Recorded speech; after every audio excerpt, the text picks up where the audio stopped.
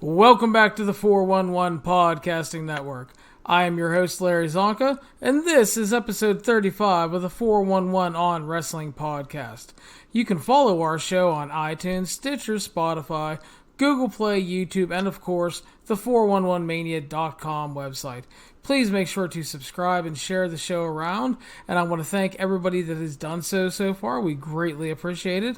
Today, I am joined as usual by my co-host, Jeremy Lambert. Jeremy, how are you?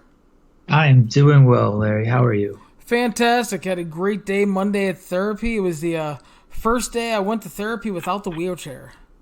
So I got, that is good to hear. yeah, I got to walk in with the rollator and stuff. I actually did some walking outside to get used to walking on concrete and all that shit, and walked up and down some ramps and did my therapy, and then afterwards went to lunch with the wife. I actually got to walk into a restaurant for the first time in well over 7 months. So it's the little victories in life. Hey, I'm glad to hear that. I saw the pictures. I'm glad you're doing well, buddy. That's right. So I had Daryl along with me riding in the little basket in my rollator, and so yeah, good time Monday though. So Keeping you strong. That's the spirit animal right there. That's right, the trainer dude. and the spirit animal. that's right. He has to keep me focused. So yeah, good time was had by all. And Jeremy, we're coming off of a pretty great wrestling weekend with the G1 and Slammiversary, and we have another big weekend coming up here as we're going to preview AEW's Fight for the Fallen and WWE Extreme Rules. Another, as you said, big weekend, and we're not going to talk about Evolve, but it's Evolve on Saturday night as well, so plenty of wrestling this weekend. That's right. The Evolve thing is more of a time restraint thing, plus the fact that I haven't been able to follow it as much because there are so many damn shows on Saturday and Sunday now that unfortunately they've gotten pushed to the side a little bit. So we will start with AEW Fight for the Fallen.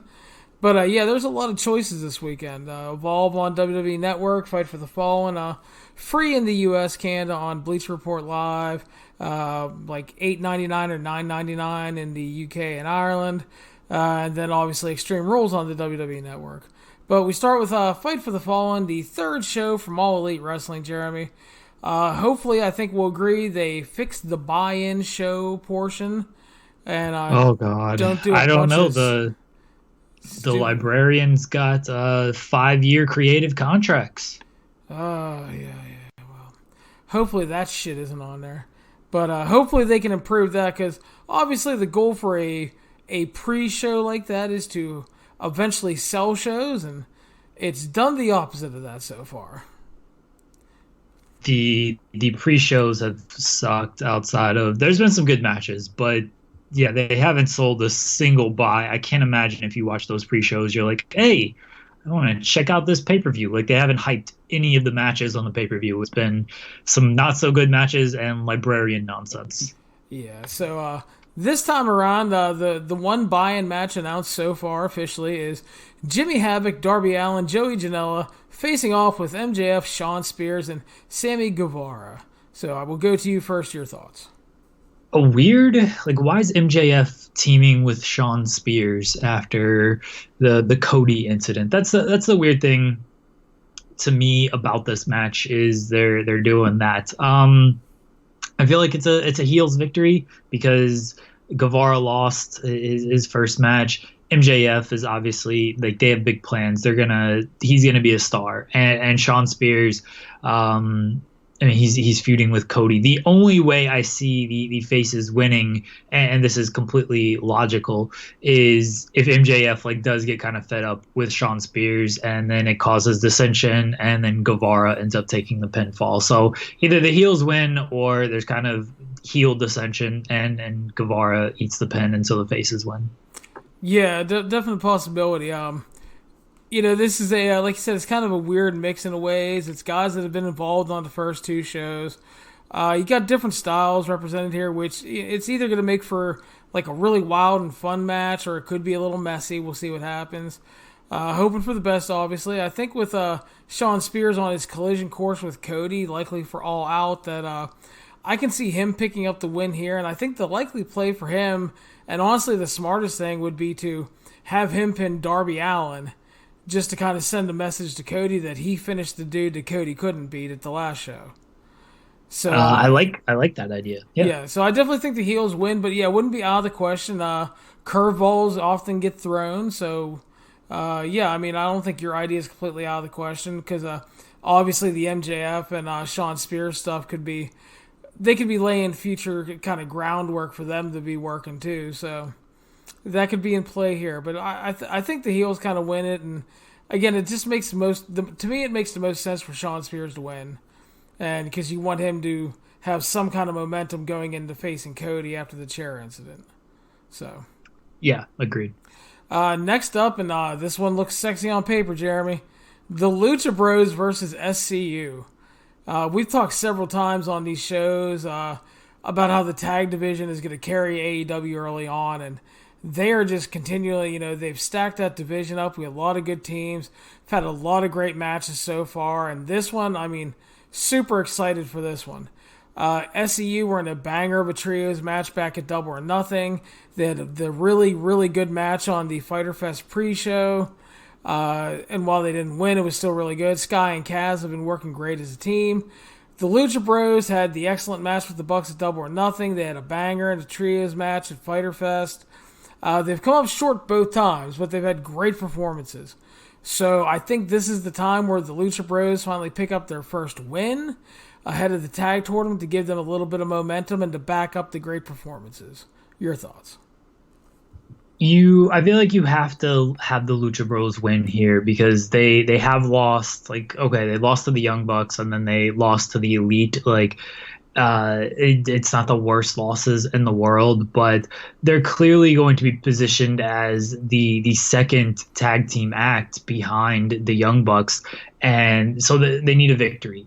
SEU is fine. They'll be okay. The Lucha Bros, I feel like, really need a victory here because if SEU wins, I don't know. Then I just start to question things of like, what are you? No offense to Kazarian and Scorpio Sky, but it almost feels like you're just putting friends over at this point. Like those guys are on the Elite as well, and I know a lot of people have complained like all the Being the Elite guys seem to be winning on the first two shows. Like at some point they gotta lose, and like you can sacrifice them here to have the Lucha Bros win. Yeah, I definitely agree. It would be a horrible decision to have the Lucha Bros lose again, and it would not look good. So I completely agree with that. Moving on, we have Allie versus Brandy Rhodes, and I will go to you first. Allie has to win. Brandy, no offense to her, it's fine that she's a wrestler, but I don't like when, and I guess it's the same thing with Cody and Kenny Omega and the Young Bucks, but they're less overt about it on screen. That at least, I mean, not the press conferences, but the two shows. Like we saw Brandy come out and like make the announcement that, hey, this is, I'm changing this match because I oversee the women's division. Like we haven't seen that from the executive vice presidents, all four of them. So I don't know. I'm not a big fan of Brandy in the ring anyway. It's fine if she wants to wrestle. I wouldn't like put much of the division around her though. Like that's Britt Baker's role, and I think Allie is just the better wrestler. Yeah, Allie made her debut for AEW back at Fyter Fest in a match I wish that never happened. It was a horrible match against the librarian Leva Bates, which Leva Bates was she's a great cosplayer, but after 13 years in the business, I find her to be a not good wrestler, and that librarian gimmick is the drizzling shits, man. So it ended up being a bad debut for Allie because of that. And unfortunately, she's off to a rough start. They signed her away from Impact, and you think they have high hopes for her, but didn't put her in that position to succeed like I had hoped. And I kind of fear that's the case again here because, Brandy is a delightful young woman. She's smart, she's attractive, and while I'm sure she tries and works really hard in the ring, she hasn't gotten to be a good professional wrestler. She's just not. Not everybody is made to be a pro wrestler, and I think that may be the case for her here. I mean, I'm sure she'll work hard. I'm sure she's worked hard behind the scenes. Hell, I don't know. She may be locked in a dungeon with Joshi's 24/7 training for this, and maybe she'll surprise me. But I mean, from what I know, just from everything I've seen from her so far, she's not very good. She's a great personality. She looks great, but not a good professional wrestler. Allie should pick up the win here. Hopefully it doesn't go too long, and they just book it smartly into their strengths. But Allie should win. Yeah, I'm hoping that it doesn't go too long, and it's as well, because no offense to these ladies, Brandy's not all that good. Like, Allie's fine. I wouldn't call her like a super worker or anything though. And this could be. It'll probably get over fine in the building, but on television it could come across much differently.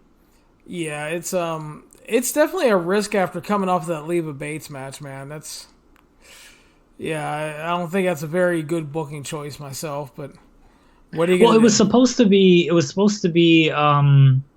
who? It wasn't supposed to be Leva Bates. It was supposed to be Kylie Ray, I think. And that would have been a much better match. I mean, Kylie probably would have won that match. But yeah, that would have been a much better match.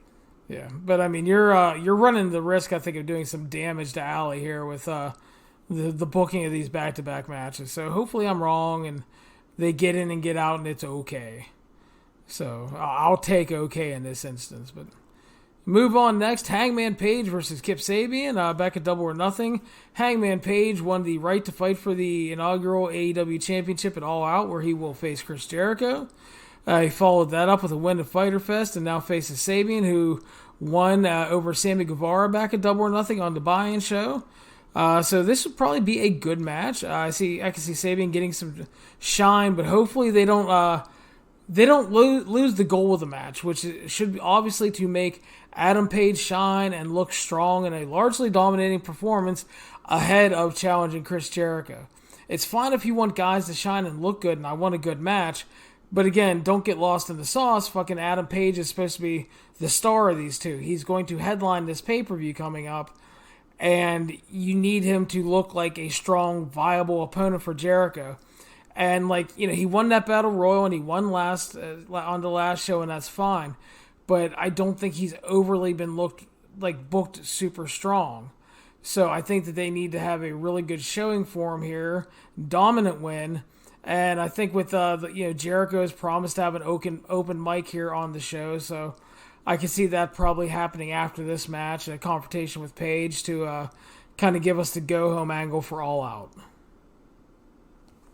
The goal of this match, as you said, should be to just put Adam Page over. I'm not saying he needs to squash Kip Sabian, but he should most definitely get the majority of this match and look strong. And it shouldn't go long either. You can't give Kip too much in this match because Adam Page is about to challenge for your world title. He should not be going 50-50 with, no offense, and kind of an undercard guy. Well, a guy that's also largely unknown to a lot of people still. Yeah, that's the other thing. If your goal is to get Kip Sabian over a little bit, fine, this is not the spot to do it. You need to create tip-top stars right now. And you've got a few on a certain level, but they're clearly behind Adam Page. And if Kip Sabian loses this, it's not going to hurt him at all. He's losing to the guy who might go on to win the world title. And he's still Kip is 2-0 in AEW, right? He had the 4-way win and he beat Sammy on the first show, correct? Oh no, he's 1-0 because he won at Double or Nothing against Sammy Guevara, and then he was sitting in on the 4-way at Fyter Fest. Right, gotcha. Sorry. To set this one up, yeah. Yeah. Okay. Well, he's still 1-0, so he's 1-1 with a loss to the guy who's going to challenge for the world title. That's fine. But Adam Page should certainly get the majority of this match. Yeah, and I think it needs to be kind of really dominating. Not saying 2-minute squash, but I mean, if you're going to do it, just let Adam Page run through all of his shit. Let him get all his shit in and just beat this dude and do your post-match angle with Jericho and get the pay-per-view match set up good. And again, you need to make Page look as good as possible here because for pretty much everybody, not everybody watches their Road to videos, which are really good. Not everybody watches Being the Elite. For a lot of people, this is going to be the big go-home angle for that pay-per-view. So you need to sell it as good as possible. So next up, Jeremy, we go Kenny Omega versus Shima, and I will go to you first. I mean, Omega is most likely going to win. It's probably going to be good. Omega is very good. Shima can still go. I hope it doesn't go too long. It doesn't need to go too long. But I assume Omega will win. Yeah, Omega's coming off the loss to Jericho at Double or Nothing, and then we won the Elite Trios match at Fyter Fest, so he got a little rebound there. Shima lost tag match at Double or Nothing, but rebounded over Daniels at Fyter Fest, so he's evened up. Shima's been really good so far, and I know a lot of people, you get the, well, he's getting older, I don't think he's great, blah, blah, blah, blah, blah. And I'm not quite saying he's going to have like a banger here completely with Kenny Omega, but I think he's still really good. And I think Kenny Omega is going to be out to look good and deliver a big-time singles match here. Because I think he's still coming off. A lot of people found that Jericho match disappointing at Double or Nothing. So I think he's going to be out to, like, fuck you, I'm still the best bout machine, Kenny Omega. And, trying to see what he can do here. So fascinated to see if Shima can really deliver in a high-intensity Omega-style match. Because I think it does have potential to be great, but with Omega slated to face Moxley at All Out, which is basically the plan, I see him picking up the win here, keep his momentum rolling, and hopefully hopefully it doesn't overstay its welcome, because that's a criticism some Kenny matches got in Japan at times. They got a little self-masturbatory almost, just 800 V triggers, and now we'll do the finish. Well, it didn't quite have to go that long, so hopefully, it's a little bit truncated, a little edited, but it's still a really good match. And Kenny should go over, no problem. It'll definitely be a good match. Like it's a Kenny Omega match, and again, Shima can still go. But yeah, the overstaying its welcome is the one thing that I worry about, especially given the relationship between these two. They might just want to go out there and be like, let's show everyone what we can do, and like you don't need 30 minutes to do that. I guess there's time limits in AEW to where it's only going to be 20 minutes max anyway. So at least it'll be less than 20 minutes. I think a good 13 minutes is what these two need. Yeah, definitely doesn't have to go. I was thinking like around the same 12 to 15. Doesn't have to be overly long, just has to do its job. And as long as Shima looks good, he can lose. It's not a big deal. It's just, again, Kenny Omega, you have to keep your priorities in these matches. And Kenny Omega is going on to have a big match, so he needs to be the one that looks good and wins. So keep it simple, like we always say, Jeremy. Wrestling companies have trouble with that. That's right. So the last match that we have right now as official for the show is the Young Bucks versus Cody and Dustin Rhodes. Cody and Dustin are obviously coming off of their excellent and emotionally charged match at Double or Nothing, which obviously was just great, and it led to their reunion here with the post-match angle. The Bucks have had great matches so far in AEW. They always deliver. And I think when you combine that with the, I think somewhat underrated tag work that Cody and Dustin had in WWE, I think this match definitely has potential to steal the show. I'm looking forward to it because I really want to see Dustin's follow-up performance here. Because it's one thing to work that emotional match with your brother that you've been dying to work for years. And it's another to step in there with one of the best tag teams in wrestling and work what is largely going to be a completely different style. The thing is I think Dustin is obviously still good enough and has enough smarts to work well in pretty much any atmosphere. And I'm really looking forward to see what he does here. And I think in a way it'll be interesting because I think he might try to rein in the Bucks just a little bit. In the good way, obviously. Maybe a little more storytelling at times and stuff like that, and that's never a bad thing. If I'm booking this, I think that Sean Spears gets involved here. But if I'm booking it, I don't have him attack Cody. I have him attack and take out Dustin to kind of mind-fuck Cody even more and to add the build to that upcoming singles match. So I think the Bucks will win here with a little Sean Spears assistance. That makes sense for the most part, the finish I'm talking about. Logically, that completely makes sense. And that would be a similar finish to what I would book. My fear and it's not even a fear, but just my concern, my reason that I don't know if they're going to do that is they talked about being very sports centric. They don't want to do a bunch of run-ins and nonsense and things like that. I think this could be another time limit thing, and then Sean Spears attacks Dustin, because I do agree that Dustin should be the target here, and that's why it's listed as the main event.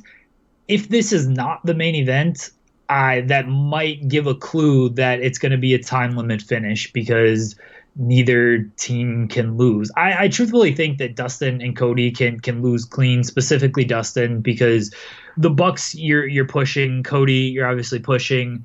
Dustin, even if he wants to stick around and have some matches, which I don't know if he does, he's not going to be, at least he shouldn't be, like a major focal point of the show. He should just be kind of working with younger talent like a MJF or something and putting guys over.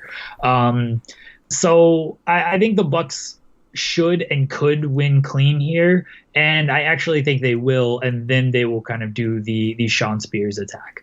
And Sean Spears can even say, like, I didn't even need to attack him. He already showed he's the weak one, and then now you're proving you're just as weak by caring when I take this man out after you guys didn't have a good relationship for all these years. And I'm spitballing promo ideas right now.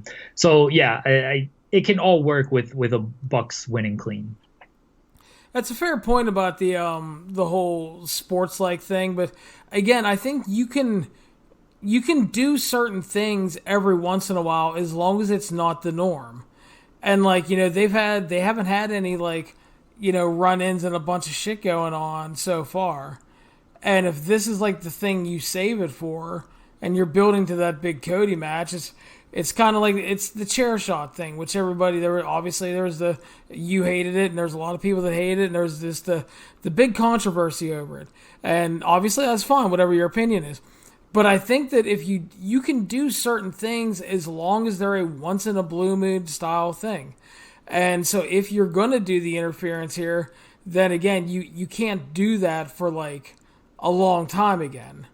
So I think the draw is a possible and fair call, but like you said, Dustin and Cody could lose clean here with Dustin losing, and it'll be interesting. But I think that I think the Spears angle can work, and again, it's just as long as it's not something you do all the time after saying you're not going to do it all the time, because I think you can. It's just degrees of execution. Every once in a while you can do something like that. It's like TNA every once in a while would like do some things I really loved, and then they would like they were great things, and then they would never do it again. Like they would do like the throw in the towel gimmick every once in a while, and then it was like oh, Joe's a fucking badass, and they threw in the towel, and then like months later he has a dick painted on his face and was kidnapped by ninjas. And they like never did it again. It's like, come on now. It's like let's do something good here. So, but no, fair points all around. I think it'll be really interesting to see how they end up booking it. And that is the thing with this match is like you have three guys who, I mean, they're going to be pushed in this company. They've been pushed in this company, and you've got to get around that somehow, and that's why I think that the Dustin could just take the pinfall clean and it'll be fine, or Sean Spears can interfere. And you make a good point about if you don't do it all the time, it has a lasting effect. I was listening to Jim Ross and Steve Austin today, and Austin said the same thing about the unprotected chair shot that Cody did. Like Jim Ross was very offended by this chair shot, by the way. It was odd to actually see him like bury something that his company has done instead of violently defended. But Austin was like, I didn't have a problem with it because you don't really see it nowadays. And now if you don't do it again for a year, 2 years, 3 years, like if you do want to do it again, it has that same effect. Like you just can't do it every show. And that's what, hey, if you do this interference in this main event, fine. Don't do it the next show or the next or the next. Maybe do it a couple months down the line. But just don't make a habit of it. Yeah, and you know what? Good for Jim Ross for just not towing the company line if that's his real feeling. If he's like seriously fucking offended by it, good. I mean, that's that's actually nice to see.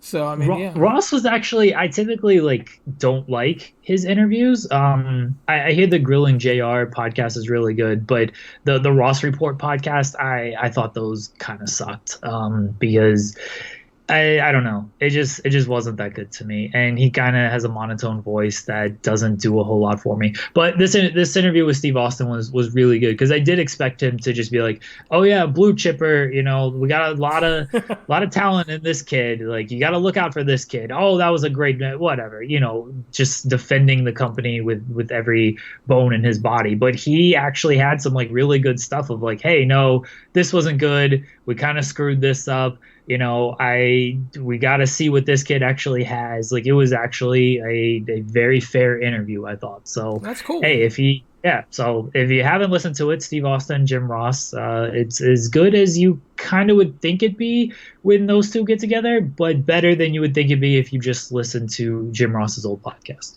Yeah, I wasn't a big fan of his old show for the most part either, so that's good to hear though. So that's interesting. I always appreciate it when like it's not always easy, obviously, depending on who you work for and stuff. But I always appreciate when guys can be kind of objective about that and be like, it's like this was good, but we kind of could have done better.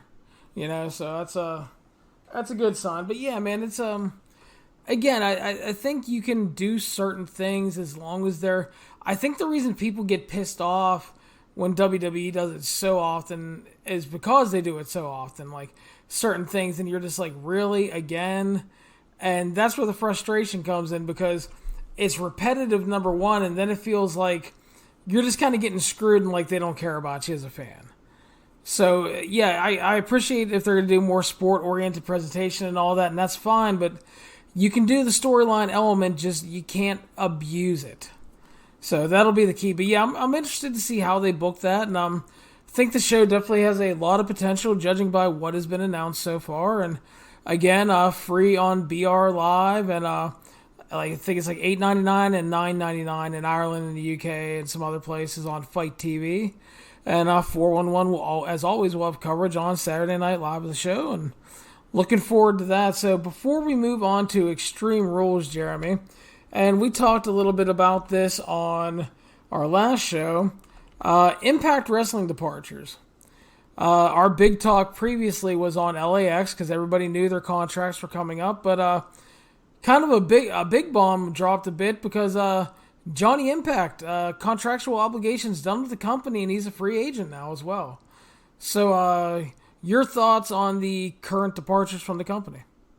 The Johnny Impact one was certainly out of nowhere because we both thought this guy would be there for a while. And I'm not 100% sold that he's gone. Like the report from PW Insider did say like they're still talking about coming to an agreement. Like Impact's contract apparently expired weeks ago, but he worked through the Rich Swann angle. And Taya is still there. She's still the champion. Her contract reportedly doesn't end until the end of the year. So I feel like he's going to be back with Impact Wrestling. LAX is like the reports are still out there. It doesn't officially expire until August.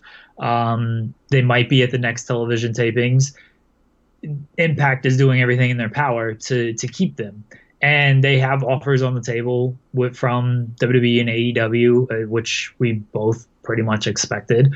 I still think, I feel like this gives more credence to them being gone, but they don't have to make a decision for at least about a month now.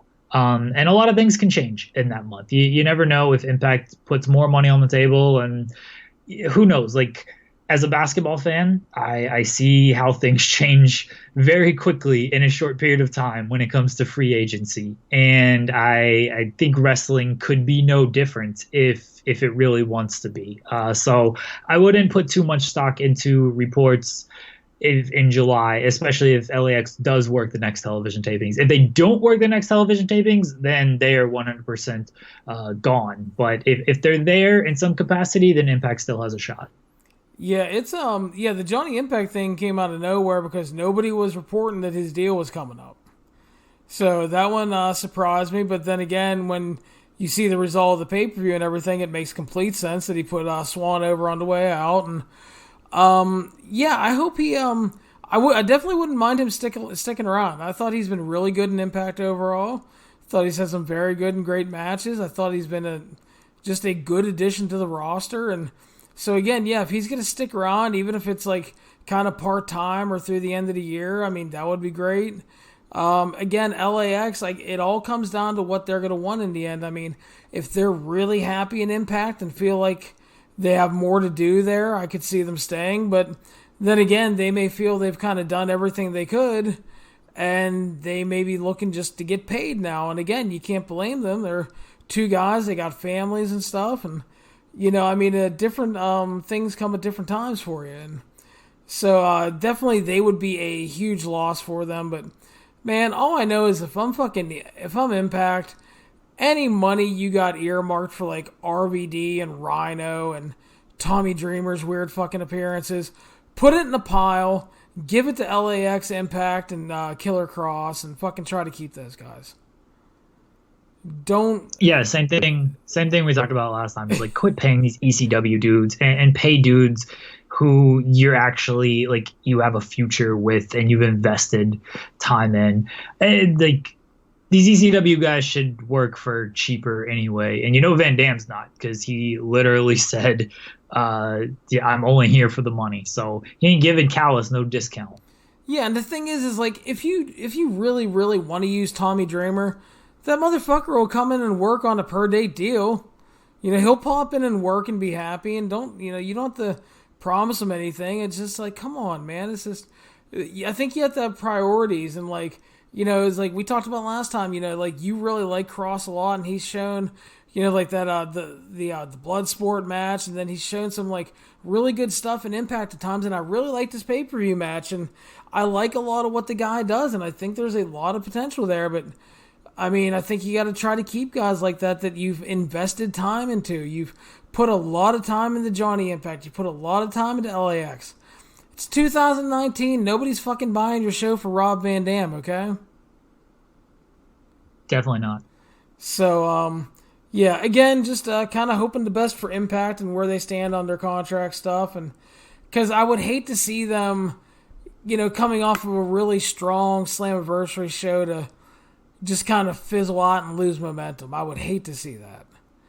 Because it feels like, again, they've had chances at various times, and like, this happened like after last year's Slammiversary. They built really good to Slammiversary, and then they like kind of fizzled out for a while afterwards. And I thought last year's Slammiversary was really great, and they didn't fully capitalize on it for various reasons, booking and all that. And I just, I hope that's different this year.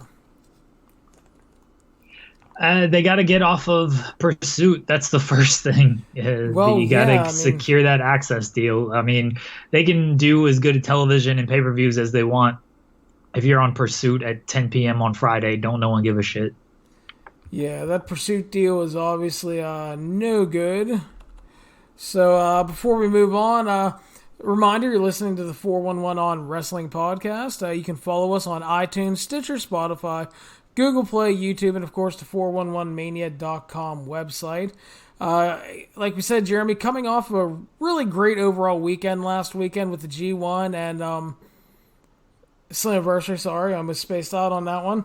And we have another weekend with a lot of potential here. We already talked Fight for the Fallen, and now we have WWE Extreme Rules 2019.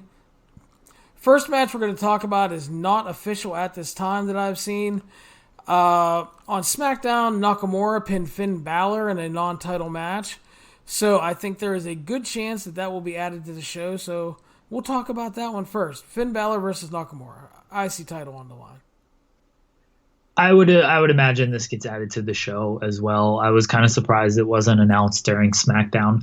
Their match on SmackDown was good. We know they are capable of much better. Will they get time at Extreme Rules to be much better? This card has like 10 or 11 matches on it, so probably not. And that's an issue with these non-brand split pay-per-views. Finn probably retains, but I wouldn't be mad if Nakamura wins it, because he kind of needs to do something. Like Finn is fine. They clearly see him as kind of a mid-card guy that they could potentially heat up at some point. Nakamura, for some reason, he's not seen in any light at all. So it'd be cool if they put the Intercontinental title on him. Yeah, I could definitely see a possible title change. I could also see a like a DQ finish to continue the feud. And a So, DQ finish at Extreme Rules. of course, How stupid would that because you be? know there's They'll gonna do be it. no there's gonna be no weird stipulation on this. It'll just be a whatever match on Extreme Rules, and the one night a year WWE goes extreme, Jeremy. Gotta have a Kinda. DQ. So, yeah, I wouldn't be surprised if Balor retains, but again, I wouldn't be surprised if see a title change. I think I will go with Balor. Was revealed on SmackDown tonight that Aleister Black, the man that has been knocking at his door, was Cesaro. Brand split be fucking damned. Wild card rule, baby. That's right. So Cesaro is going to pop in and face Aleister Black. And this is a match I think has a lot of potential as long as they get the time. And again, that could be an issue with the number of matches on the card. But if they get time, both guys are obviously great. Cesaro is probably dying to be back on pay-per-view and having a singles match with somebody like Black. So I'm expecting a very good, if not great match here. Definitely banger potential. And if Aleister Black loses after all this bullshit, it's some stupid booking. It's certainly stupid booking if Aleister Black loses to the first guy who knocks. And that said, like, I wouldn't even be mad because it's Cesaro and I love that guy and I wish like he was more in the world title or singles mid-card title picture, but he's not. Maybe they form a tag team after this. Oh, God. Cesaro shines. Cesaro shines in tag teams. This guy's amazing. I want him involved in really any title picture, and if it's a tag team title picture, that's fine. Like, look who this guy's teamed with in his career, and he gets good. Like, he just has good matches with everybody. Yeah, Black should win. Black will most likely win. I hope they get time. If it's kind of a semi-short match with Black getting most of it to really put him over strong, I'm also fine with that. As much as I love Cesaro, but yeah, either one of those outcomes, I would be happy with. Fair enough. Moving on, Raw Tag Team Champions, The Revival, will face off against the Usos. I'm looking forward to this one. I love both teams. I think they're great, and they always deliver on pay-per-view. The path to get here, obviously initially rough with all the back shaving and poor Vince McMahon comedy at the expense of The Revival. But the problem is, or the thing is that like the in-ring is never a problem with these guys. Once they get in there, they get time on a pay-per-view, they're going to deliver. They're going to step up here. Probably will end up being one of the best matches on the show if they get the time. And I'm excited for this. Hopefully there's no weird like Elias interference to fuck things up. But I can definitely see a title change here to the Usos. It wouldn't shock me if they did a title change. I'd like the Revival to get a halfway decent, meaningful run with the titles. Yeah, it's another thing. As long as they get the time, and even if they don't get that much time, like these two teams work really well together. They're two of the best out there. The match is going to have absolutely no issues. And I'd keep the titles on the Revival. And I'm with you. Like not too much nonsense. Like the Revival have like a loose association with Shane, kind of like I guess Ziggler. I'm actually deathly afraid that Dolph Ziggler is going to run in this match. Don't ask me why. It's just a fear that I have. Yeah, keep the interference nonsense out. Just let these guys wrestle. And keep Dolph Ziggler off my TV. That'd be good. Definitely that as well. I'm telling you, it's a gut feeling, Larry. Dolph Ziggler is going to come out there during this match because we can't have nice things. Listen, if you're right about this, I'm coming to your house and beating you with my prosthetic leg. Don't put ideas in Vince's head. That is 100% fair, actually. I would deserve that for speaking this into existence. All right, U.S. champion Rick O'Shea versus AJ Styles with the title on the line. Your thoughts? Can't wait. It's going to be nice to have this match without a convoluted nonsense to go to a commercial break. So you cannot have wrestling during the break. Once again, give them time. It's going to be great. It's going to be awesome. It might steal the show because I have more confidence in this getting time than the other two matches, the tag team matches, and Black and Cesaro. So yeah, and even Finn and Nakamura.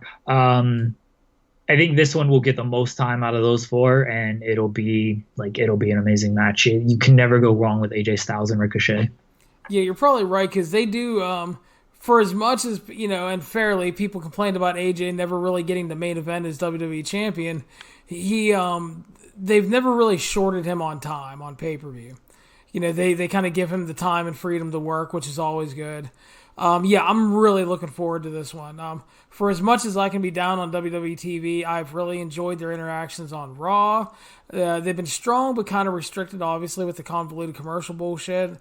Here, they're going to get more time. There won't be any of those stupid breaks to stop the match, and they'll have more freedom to deliver. Ricochet, obviously, an amazing performer. AJ Styles is still AJ Styles, despite the fact that some people like to think he's done for some reason. Those people are idiots. Yeah, just had an excellent match with Seth Rollins this year, but he's still not good for some reason. So anyway, I think this definitely has potential to be really great. Looking forward to it.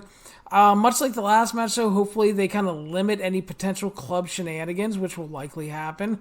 As long as it's not that bullshit that happens like all throughout the match and completely takes away from it. If you do like a spot later on or a spot here or there, that's okay. You just can't do it like 8 times during the damn match because it kills the flow and it just ruins it. Ricochet just won the title, but I could definitely see a title change here to kind of solidify AJ's heel turn and the whole reunion of the club going forward. So I think I'll go with AJ.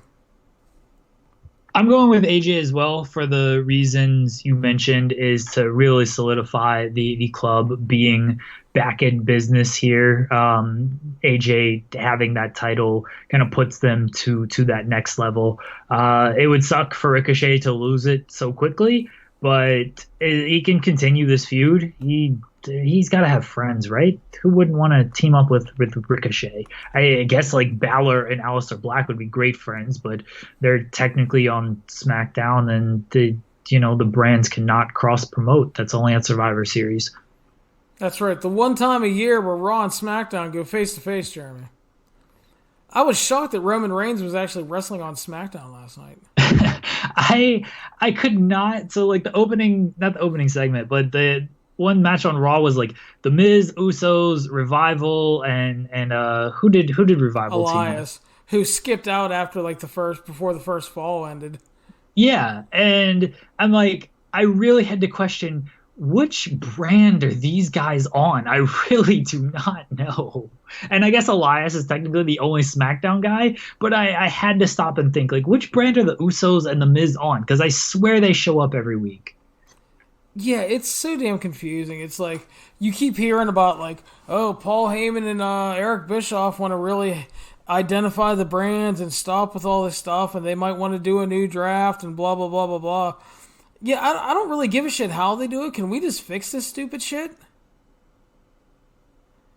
That's all. It'd be nice. It'd be nice. Maybe once Heyman and Bischoff actually have control, we'll see it. But I mean, last week looked like Heyman. This week definitely didn't look like Heyman. Last week, you could see a little more influence. This week, like there seemed to be some Bischoff influence into it. So I don't know. We'll see. I think next week is when they're going to kind of really get into power. But who knows? SmackDown felt like an Eric Bischoff show starting out tonight because you had the parking lot brawl, and then you had a wrestler shooting on the authority figure, and that was all very easy on Nitro kicking off the show. So. Yeah, it'll be interesting to see what happens next week. And again, how much power they actually have. Very debatable point. So moving on, last man standing match, Lashley versus Braun Strowman. Back on July 1st, these guys almost killed each other in the last man standing match on Raw. They did a big spot where Braun speared Lashley through the LED board, but Lashley walked away from it with apparently no injuries and was just angry. Braun allegedly suffered a ruptured spleen and a separated pelvis, but good news, he's back for Sunday. I love that angle. They did not sell that enough. Like, Lashley should not have been on television. this week. Braun, neither. I understand you want to do the match, then don't like go crazy with your injury explanations. Just kind of keep it maybe a little bit lighter. I guess you could wrestle 2 weeks after suffering a ruptured spleen. My favorite hockey player of all time, he suffered a ruptured spleen in the in the second round of the playoffs, and then nearly returned or maybe could have returned for Game 7 of the finals, and that's probably about 3.5 weeks. So it's wrestling. You can cut that by a week and a half there. Don't care about this match, honestly. I truthfully don't.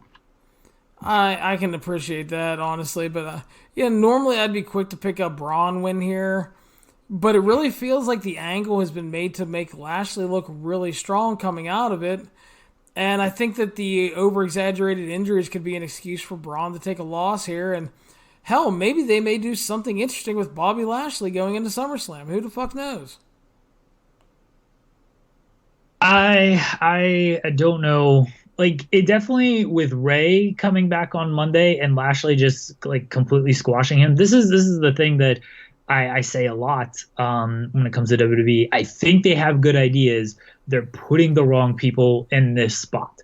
If you like, let's say Lars. I know a lot of people don't like Lars, but he's someone new. He's someone fresh, and he's getting over to an extent. Or let's say like who's a guy that the online fans really love. Let's say somebody like a Cesaro.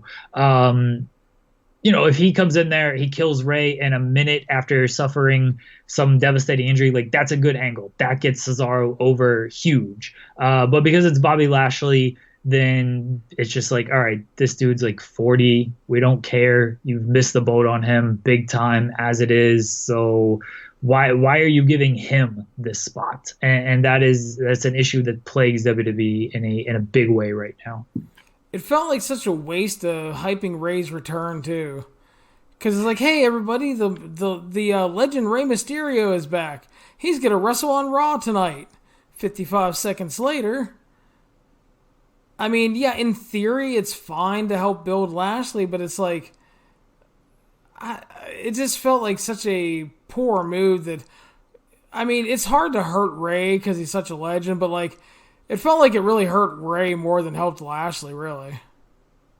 And that obviously shouldn't be the goal. And again, I think that a lot of that has to do with the fact that it's Bobby Lashley. Like if you put someone that we like in this position, if you put a Cesaro or even like a Kevin Owens, like you're trying to make Kevin Owens to be this killer. I know he's a babyface now, so it wouldn't work. But literally anybody who kind of has and just about everybody's bigger than Ray, but anybody who has that build of like, yeah, he could kill this man in a minute, and he does it. Like, are we complaining as much about it and saying like it hurt Ray? We're saying like, oh, that's cool of Ray. Like he built his name right there, right off of Rey Mysterio, and like we want this guy pushed. But because it's Lashley, we're like, well, that just felt like a waste of Ray.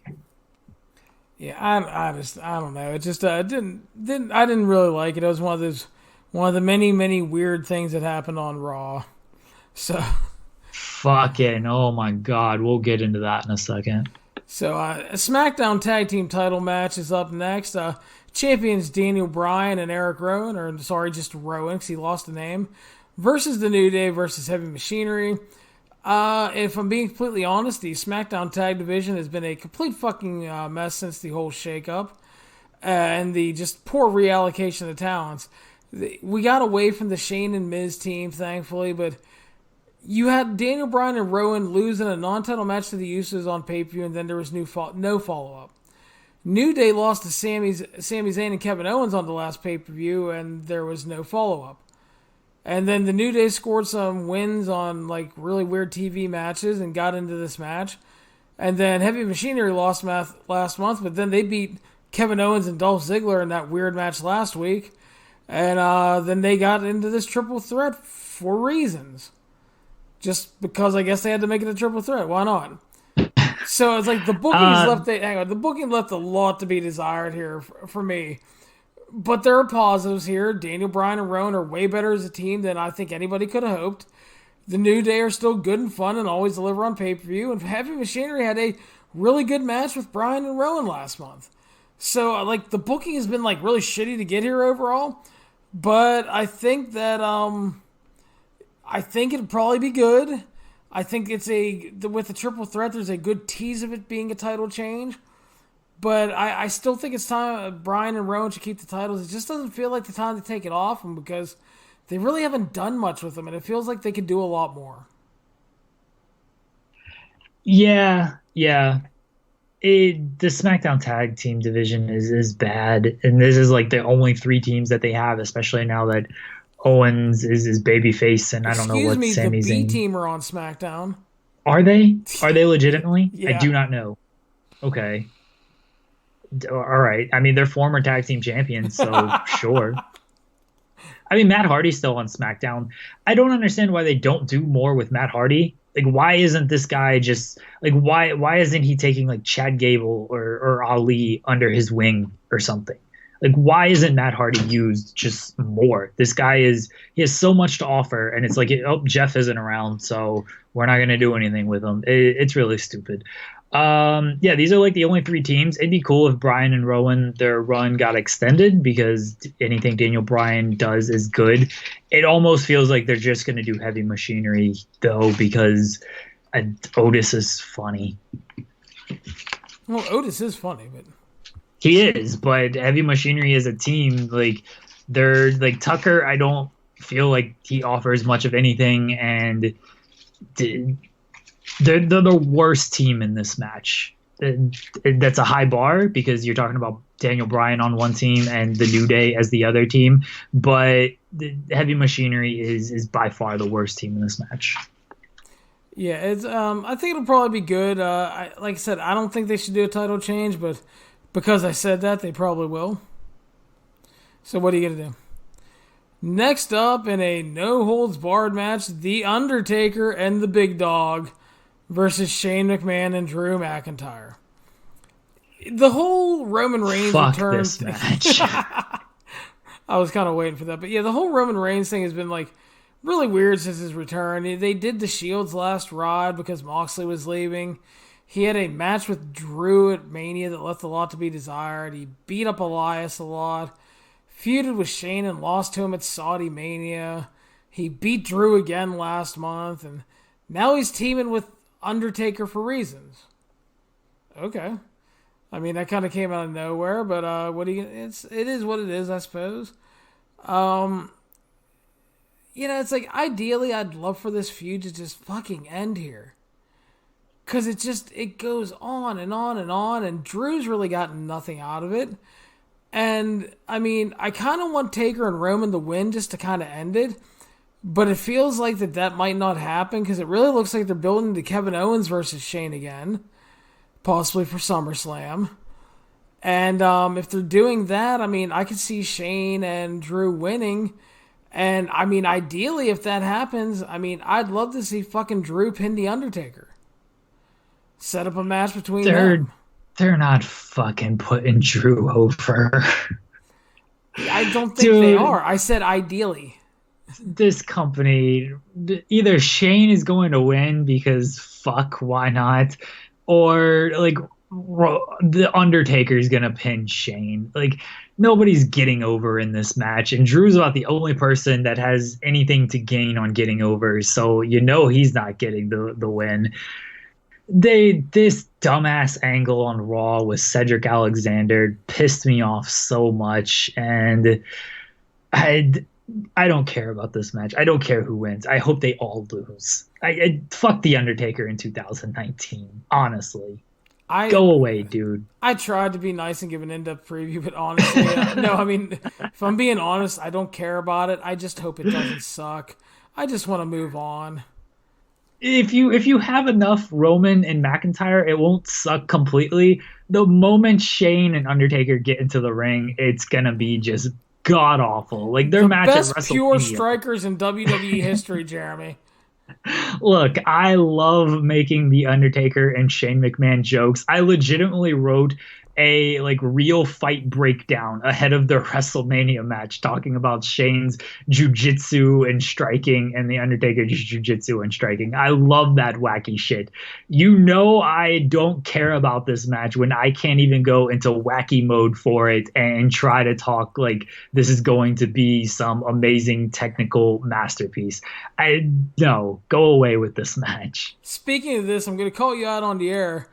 Are you going to write me a preview column for Alberto Del Rio versus Tito Ortiz? Fuck yes. Yes! 100%. I cannot wait for Alberto Del Rio against Tito Ortiz. Some people are freaking out, like, why is this happening? And I'm like, no. This is my type of wackiness right here. Listen, yeah, I'm pumped for that. Listen, match. It's going to be a pile of shit, but listen, I'll probably watch that, though. I'm not going to lie.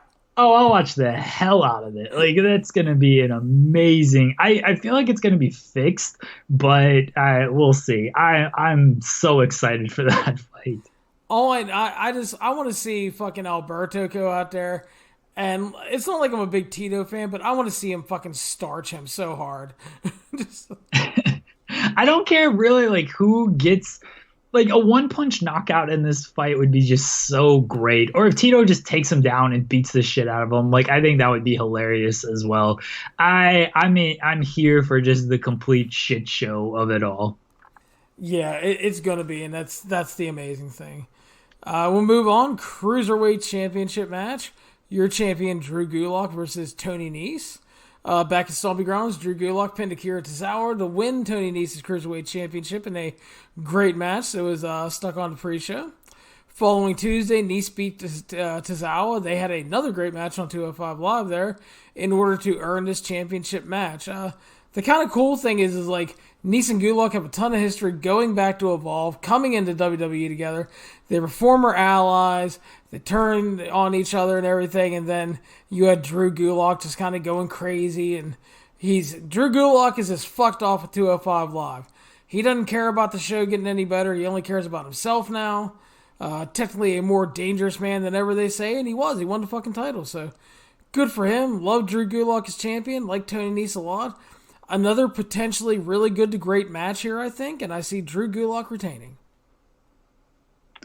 Yeah, I think Gulak is retaining as well. Again, I think 205 Live typically likes to have longer title reigns, and they didn't really do that with Nese. I think they will do that with Gulak. He's going to wrestle Riddle the night before, and I don't know if he'll beat Riddle. It would, like, if he did, no one would care. It's just some Evolve show. Like, it's not going to be super meaningful. But you give this guy kind of back-to-back wins on WWE Network. I mean, he's on a show that's exclusive to WWE Network as well.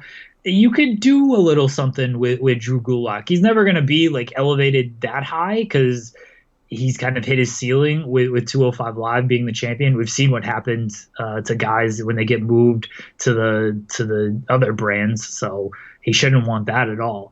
But you can certainly almost build a little like niche audience around Drew Gulak with some big wins on the network this weekend. Yeah, I like Drew a lot, and Oney Lorcan won a good match on 205 Live tonight, and I think he's going to be positioned as a challenger soon. And I am all about running back Drew Gulak and Biff Busick from the old Evolve days. Give me that shit, because Oney's fucking great, and I really liked Gulak a lot. So yeah, I see him retaining here, continuing on. Next up, I'll go to you first. SmackDown Women's Championship match. Bayley defending against Nikki Cross and Alexa Bliss in a handicap match. I mean the tease and the speculation is Sasha Banks, right? That's what they're doing. I don't know if that's going to happen. An unreliable person said that she will be returning on Sunday, and maybe even, I mean, it can't be earlier than that, but he strongly hinted that she would be back sooner rather than later, and they're obviously teasing something here. Bayley's got friends, I think. She's got Naomi and Natalya. I like the idea of Alexa and Nikki winning and doing like a co-champion thing, and then Nikki finally like smartens up and is like, oh wow, I was being used this whole time. Like I think that is a good piece of business. I also like that nobody does show up for Bayley, and that's what's ultimately sends her over the edge. And then maybe Sasha does come back, and Bayley gets pissed off that, hey, where the fuck were you these past 3 months? So there's some stories in play in this match, and we'll just have to see what they do. I find above the regular title feud between Bayley and Alexa, I find the whole Nikki Cross Alexa Bliss thing way more interesting. Oh, for sure. Because, I mean, there's a lot of ways you could play it. You can just stick with the basic Alexa Bliss is manipulating her the whole time to help her get back the title. You could do the wacky tag team partners going for the tag titles. And then you could also do the fact that Nikki's still a fucking psychotic chick that is just playing everybody with the wholesome nice girl act and I want to be your friend. And she was the psychopath manipulating Alexa the whole time. So there's a lot of ways you can go here. Definitely Sasha Banks, the tease has been out there. They were pretty heavy-handed on TV without saying her name, about Bayley having no friends and you need a friend to slap you and blah, blah, blah, blah, blah. So I could see Sasha making a return. If I'm booking, I have Sasha return. She kind of evens the odds. Bayley retains. And then Sasha Banks snaps on her afterwards, beats the shit out of her, and they finally get to have a match at SummerSlam. Again, there's a lot of ways you can go with this. And I like your idea that Nikki Cross is just a psychopath and has been playing everyone this whole time. And she, everyone thought she was the one getting played. There's a lot of good strings that they've put together with this one feud, and we'll see what they do with it. I don't have the highest hopes in the world for it, but they could certainly do a lot of cool things with this feud. Yeah, I'm not exactly excited about the match, but I like the story potential around it. So, moving on, WWE Championship match. Your champion Kofi Kingston versus Samoa Joe. Your thoughts, Jeremy? Should be Kofi needs a good match. I said should be a good match because it's Kofi and Joe, but Kofi has and I don't fully blame him. His last couple of matches have not been great. The Kevin Owens stuff was fine, but we know Kofi is better than what he's shown against Owens and Ziggler. And again, I don't put that all on him. Samoa Joe, obviously still very good. He's another guy who the Ricochet match was good, but he was kind of snake bitten prior to that with the Mysterio stuff. Both of these guys could just really use a standout match where you're like, hey, remember these guys? Like, they're fucking excellent. So I think Kofi wins. I think he's going to keep the title until at least SummerSlam. It sucks for Samoa Joe. That guy just, you can always heat him up and put him into the title picture, and he's coming into the title picture despite losing the fucking title at the last show. But this guy he just keeps on losing. Him and Nakamura just can't buy a victory in the world title scene. Yeah, I think they've done a good job of building up Joe. He choked out Kofi. He actually beat him in a tag match. So it kind of gives you a tease that, hey, this guy can actually win, which the other guys, like Kevin Owens, never really felt like he was going to win. Dolph certainly never felt like he was going to win. So it at least feels like Joe has a chance. And this may sound really weird to some people, but I will say that if Paul Heyman was going to be the one in charge of SmackDown, I would have even more faith in a potential Joe win, because he loves Joe. And Eric Bischoff was never a really big fan of Joe.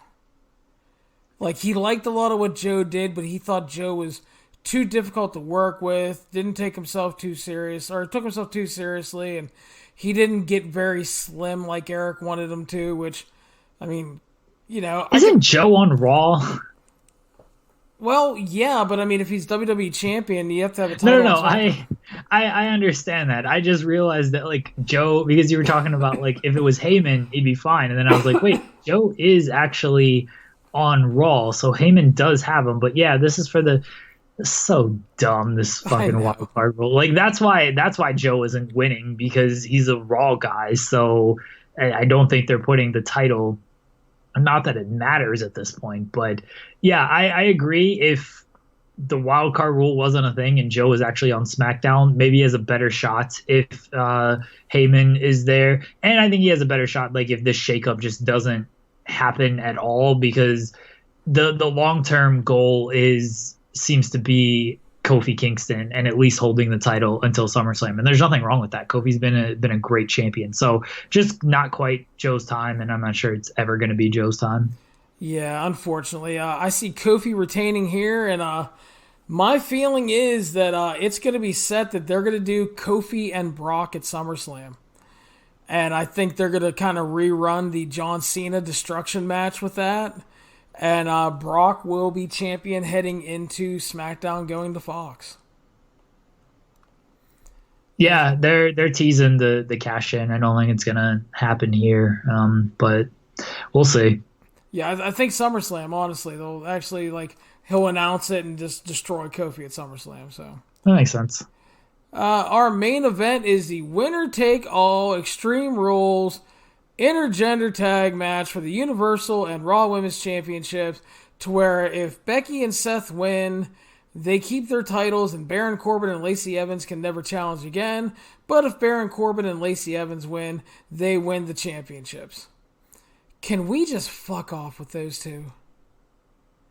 This whole thing sucks as well, and I like Becky and Seth. It's tough not to like them. I guess you can dislike Seth a little bit more after these last couple of weeks. As a couple, just doing nothing for me. Just nothing at all.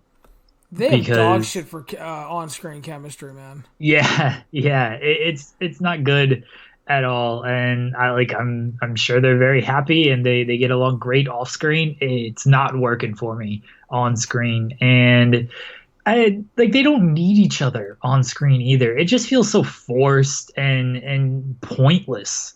Really, really pointless, because why do you have your Universal Champion, you have the woman that main evented WrestleMania and beat Ronda Rousey and won 2 titles.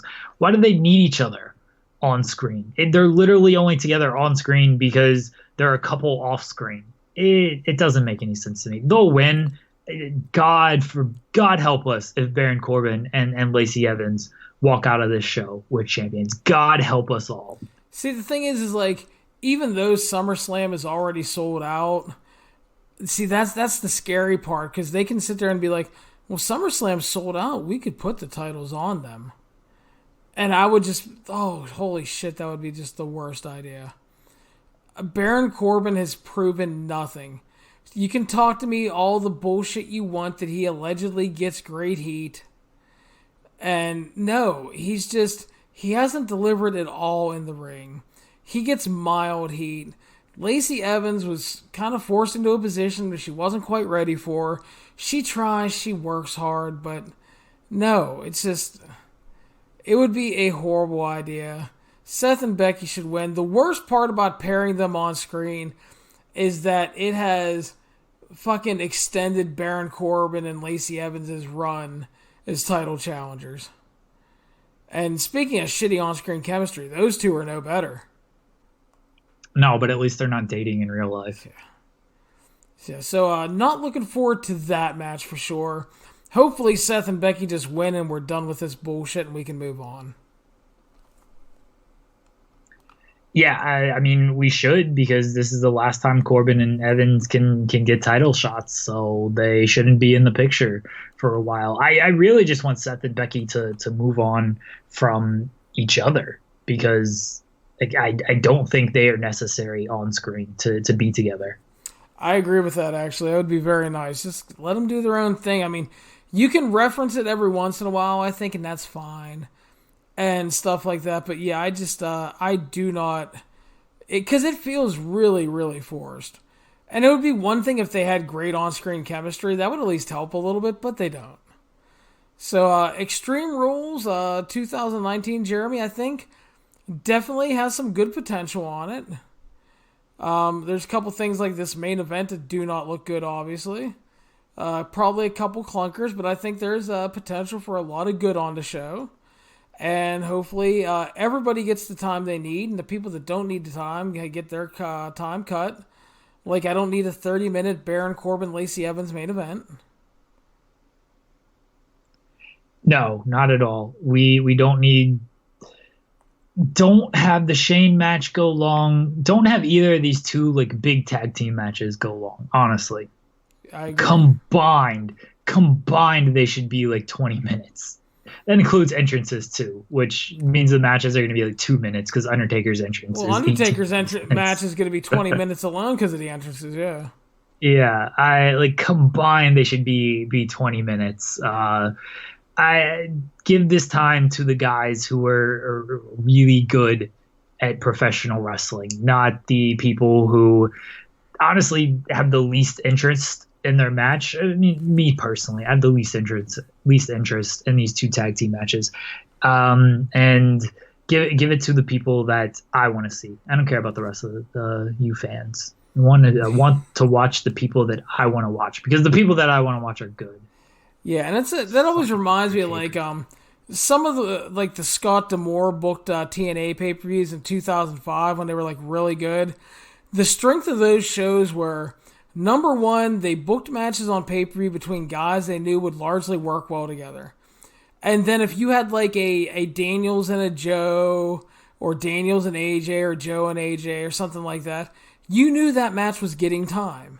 Or like a great example was when they did the Unbreakable show, Joe, Daniels, and AJ got the main event over the NWA title match because they knew it was going to be better than Rhino and Raven. Obviously was in hindsight, but I mean, it's about making smart decisions, and like we talk about a lot with the NXT TakeOver specials, putting people into place to succeed and, letting them do that. I mean, you have to have a certain amount of faith in the people that deliver and just put them in that right position, and hopefully it works out well. AJ and Ricochet, give them time. Gulak and Nice, give them some time. Aleister Black and Cesaro, give them some time. The matches that have a lot of potential, Usos and the Revival, give them time. Let these guys that are really good and can have great matches, give them that chance. Don't overbook it. Don't undercut them on time. Just let them go. Because I do think, honestly, the show has a lot of potential. Again, there are going to be a couple clunkers, I think.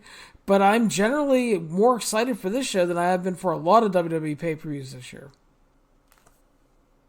Yeah, the wrestling is always good for the most part with WWE. It's just they try to do too much. Like I feel like I'm typically excited for WWE pay-per-views because there are some good matches, and then they actually get to the match and it's like, all right, this kind of sucked. Maybe Stomping Grounds was an exception because that didn't look good even on paper. But the funny thing about Stomping Grounds is like the first over half of that show was actually really good and over-delivered, and then it kind of just fell off a cliff. Yeah, your main event matches sucked, and that could be the case here. Is the first bit of the show could be really good, and then your final two matches could be really bad. Yeah, so hoping for the best here, obviously. As always, I'll have written previews of Fight for the Fallen and Extreme Rules this weekend. I will have live coverage of Fight for the Fallen Saturday night. Kevin Pantoja will be covering Evolve's 10th anniversary live at the same time. And Sunday night, Scott Slimmer will have live coverage of Extreme Rules. And obviously, I will have my final reviews of the shows. Jeremy and I will be back sometime after Extreme Rules. We'll break down the big shows, talk about any news coming out of it, and it'll be a good time had by all, Jeremy. Yes, we'll be back this weekend to discuss more wrestling. 2 podcasts a week with me. How are y'all not sick of me? They love you, allegedly. No. Reportedly. Yes, reportedly. I heard you're showing up with the 15th segment of Raw. Yeah, sure. Reportedly, I will be on Raw. Yeah. But anyway, thank you guys for listening. We greatly appreciate it. Again, you can follow the 411 on Wrestling Podcast on iTunes, Stitcher, Spotify, Google Play, YouTube, and of course the 411mania.com website. Thank you guys for listening. Have a good weekend and enjoy the wrestling.